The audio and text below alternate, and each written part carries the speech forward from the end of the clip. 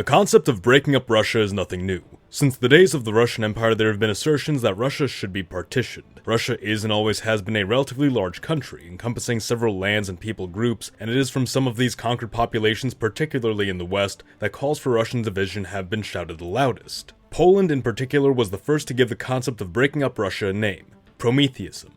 Prometheism was pioneered by Polish nationalist leader Joseph Pilsudski. It proposed that Russia was an inherently tyrannical and oppressive entity whose strength came from its subjugation of various non-Russian nations, and that these nations required a Promethean figure to enlighten them with a sense of nationalism so that they may finally break free. Prometheism was driven by Polish desires to both permanently secure themselves from Russia by weakening it as a country and to strengthen their own position by making allies of the enlightened post-Russian states. Prometheism was largely snuffed out following World War II when Poland was made a proxy state of the Soviet Union. However, upon the collapse of the USSR, many Poles had felt that Prometheism had been successful, shrinking the former Russian Empire and its Soviet successor to the mere extent of the Russian Federation.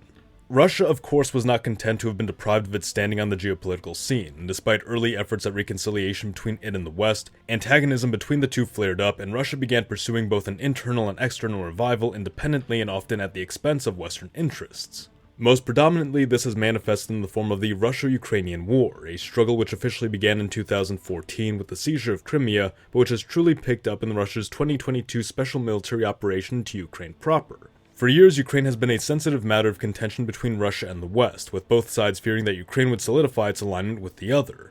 2013 had seen protests emerge in Ukraine following the Ukrainian president's refusal to further integrate Ukraine with the European Union, instead opting to support closer relations with Russia. This soon led to his forced ousting by the protesters who devolved into rioting, installing a new pro-European government. Russia, in response to this, moved to invade and annex Crimea while supporting ethnic Russian separatist states within Ukraine. Major action would calm for a number of years, but in those years, Ukraine's pro-European faction grew in authority and began asserting its intention to join NATO and reclaim territories lost to Russia. The Russians thus responded by reigniting their conflict with Ukraine, invading the country and seizing territories all along the southeast. The international community largely came to the support of Ukraine, penalizing Russia economically and providing the Ukrainians financial and logistical support, along with a steady stream of war materiel. This has brought the concept of Prometheism back to a position of prominence and now to a much wider audience, with talks of de-Russification, what some have called the decolonization of Russia, becoming prominent even among groups like the US Committee on Security and Cooperation in Europe, who discussed, quote, the need to decolonize Russia's interior empire over the many indigenous non-Russian nations. So what if Russia lost the war? How likely is a partition of the country? And what would a decolonized Russia look like? Hello audience, Mr. Z here with another alternate history video for you. If you're new to the channel, welcome. We have videos like this every week, so be sure to subscribe and stay tuned. Before we go any further, I'd like to take a moment to thank everyone who's donated to us on Patreon, Utreon, and right here on YouTube through channel memberships. Your donations really go a long way to keeping this channel going, and by donating to us across any of these platforms, you'll get access to some great perks including physical merch, a custom designed flag wallpaper, and access to an exclusive members-only Discord server where you can enter your scenarios for a chance to have them made into full videos. You can follow the pop-up on screen here, or go to the comment section or description to visit any of these pages and support our channel, and of course you can do so by clicking the join button right below this video.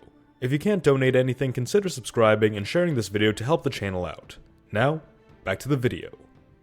There is a growing narrative in the West that Russia's land empire is disintegrating, that Russia is a failed state, that discontent is eroding Moscow's authority over ethnically non-Russian lands, and that Moscow will no longer be able to assert itself over them.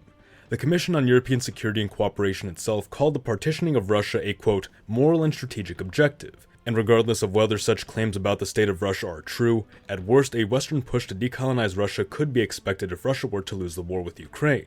At the very best, Russia could be heavily decentralized and democratized under a new Western-backed regime.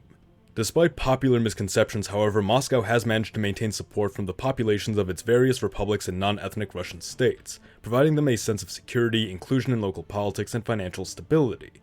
Domestic calls for secessionism within Russia's federal subjects are vastly overshadowed by calls for reform, which are themselves overshadowed by those in favor of the status quo.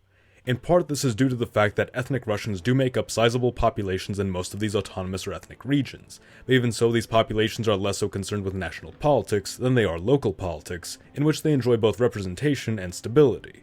If a decolonization effort was pushed through, areas with significant Russian populations would likely resist and attempt to reunify with Russia, break away from their state if at all possible, or simply flee back to Russia.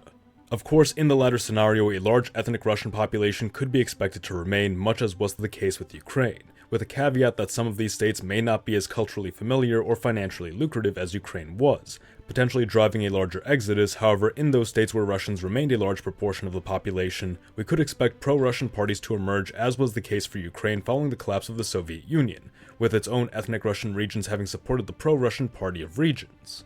Only in the southeastern regions of the Caucasus, parts of the south-central Volga, and in the federal subjects of Tuva, Altai, Yakutia, and Chukotka do ethnic Russians constitute around 50% or less of the total population, still holding majorities in Chukotka, Altai, and Mordovia. The federal subjects or states most likely to permanently break with Russia if it were to be partitioned would be Tuva and a number of the states in the Caucasus, as the ethnic and religious divides between them are large enough to justify a sense of independence. These states also border countries aside from Russia, allowing them a degree of geographic independence. In the case of subjects like Tatarstan, though they might retain strongly distinct ethnic and religious identities, even if they were to be made independent, they would find themselves landlocked by Russia and ultimately be dominated once again. Yakutia, though it technically does possess a coastline, would have little use of it given the difficult nature of Arctic waters, and would likely still remain dependent upon Russia.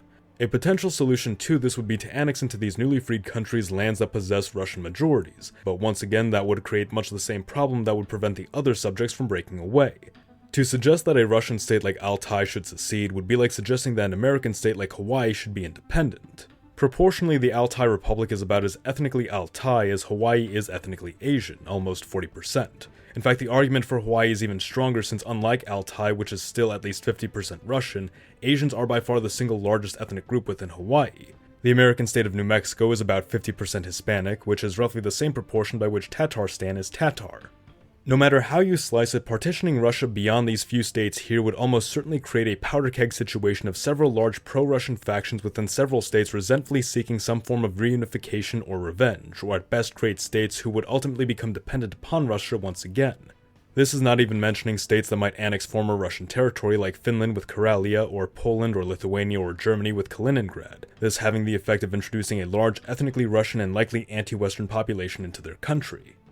The only solution to this, if the West was adamant about decolonizing Russia, would be to implement a mass relocation program to move ethnic Russians out of these regions, or mass disenfranchisement of ethnic Russians in a similar fashion to what the radical Republicans had implemented in the Reconstruction-era South. Something which, as in the case of the South, would only fuel rebellion, terrorism, and decades of resentment, except Russia isn't the agricultural, underdeveloped South. Russia is a nuclear power, and the chaos that would ensue in the process of carving Russia up could see dangerous weapons fall into the hands of these rebels, or foreign terrorists, or other countries like Iran, China, and Pakistan. The risk would greatly outweigh any reward the Western powers might hope to extract by weakening Russia. Just as the toppling of Saddam Hussein's regime had paved the way for radical groups like ISIS to emerge, the collapse of Russia would have devastating consequences for the world at large. But what do you think? What might happen if Russia was broken up? Let us know in the comments below. The US of Z thanks you for watching. Mr. Z, out.